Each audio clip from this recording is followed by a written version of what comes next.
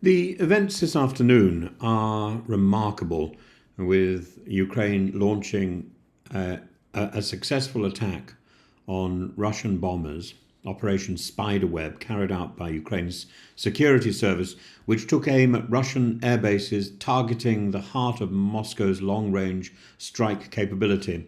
But before getting into the specifics of the attack, it's important to contextualize this operation within the broader framework of the Russian-Ukraine peace talks, which have been marred by mistrust, competing demands, and an unyielding will to assert military dominance by Russia. The peace talks, Trump, I suppose, is the major figure in the international diplomacy, but he's made it clear that he is reluctant to apply pressure on Russia. In his view, pushing Ukraine is a more effective strategy given the leverage the United States has over Kyiv. But this is a misstep in several respects, as it sees Ukraine firmly entrenched, and it's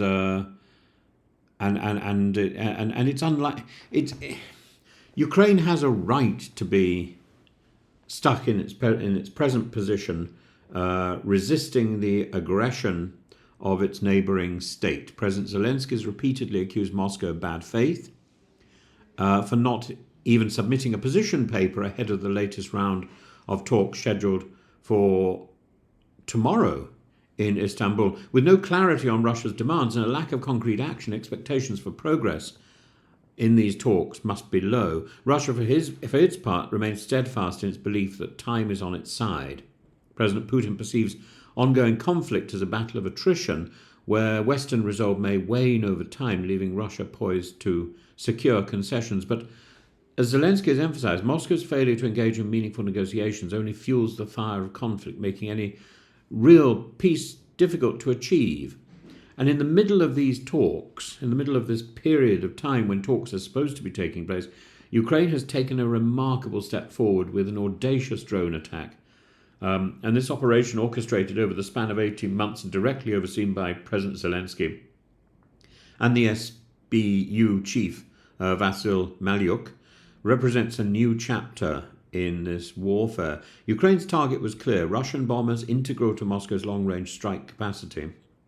At least 41 aircraft, including Tu-95, Tu-22, Tu-160 bombers, and an A-50 surveillance plane, or a number of A-50 surveillance planes, were struck across 4 to 5 Russian air bases. These bombers, which are pivotal in launching missile strikes against Ukrainian cities, now lie in ruins, a staggering blow to Russia's military infrastructure and to the failure and arrogance of Russia in protecting its own air bases.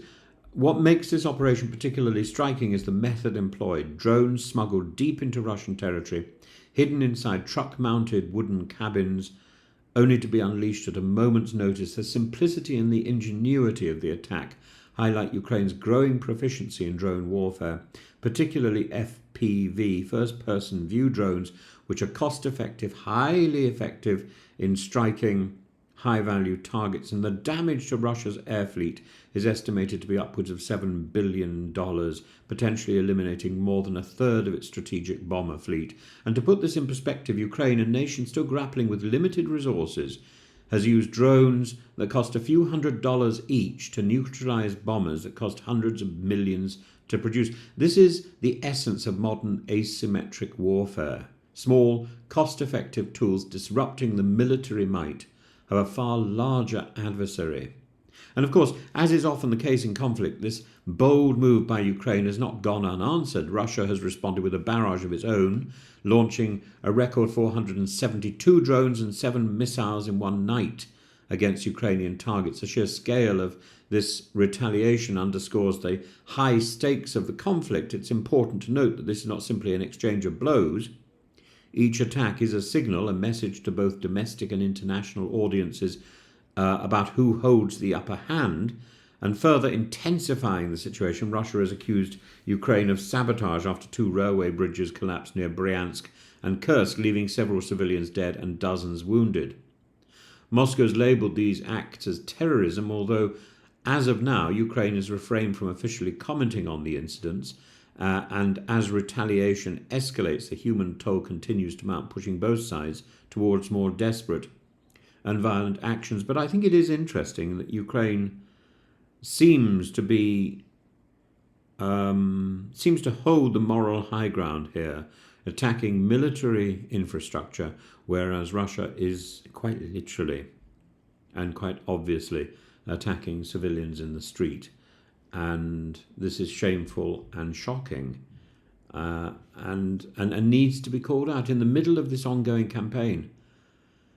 Ukraine has continued to outline its conditions for peace, and the proposals include a 30-day ceasefire, the return of prisoners of war, the cessation of Russian annexations, and a demand for reparations. These terms, while hopeful, highlight the gulf between what Ukraine seeks and what Russia is willing to concede. Moscow has yet to clarify its demands, though unofficially it's known that Ukraine desires a halt to NATO's eastward expansion, sanctions relief, and a neutral status for Ukraine. The negotiating gap remains vast. While Ukraine has presented a detailed peace roadmap, Russia's failure to engage transparently has left little room for meaningful dialogue. The power struggle here is not just about military supremacy, but about the narratives being constructed on both sides. Who controls the dialogue? Who dictates the terms? And this brings me to the broad implications of the drone attack and the current state of play in the war. The spiderweb operation is not just a tactical victory for Ukraine, it's a strategic message, and it signals strength, resilience, and the ability to strike at the heart of Russia's military might. The cost of this operation, however, goes beyond the damage inflicted on military bases and Russian bombers. It's a game changer in terms of drone warfare, making this a milestone in deep strike capability. But it also raises questions. Why was President Trump not informed of Ukraine's plans before the operation? The lack of coordination between the US and Ukraine on such a significant attack indicates a deeper divide in how both sides view their roles in this conflict. Trump's exclusion from the decision-making process reflects the shifting dynamics of global power in the context of this war. And meanwhile, Russia's continued narrative of victimhood is being increasingly undermined. Russian war bloggers, once integral to the information war, are now calling for more aggressive retaliation, further exposing fractures in Russia's narrative. The war, both on the ground and in the media, continues to evolve, with propaganda and morale playing a critical role as critical a role as military strategy. And the drone strike on Russia's air bases by Ukraine serves as a stark reminder of the evolving nature of modern warfare. It's no longer just about tanks and missiles. Drones have emerged as a powerful tool. And this operation is a testimony to Ukraine's ingenuity and resilience in the face of a far larger and more powerful adversary. But as the conflict drags on, with peace talks faltering and both sides digging in their heels, the road to peace is elusive. The world watches as Ukraine continues to innovate on the battlefield, while Russia's response grows more brutal.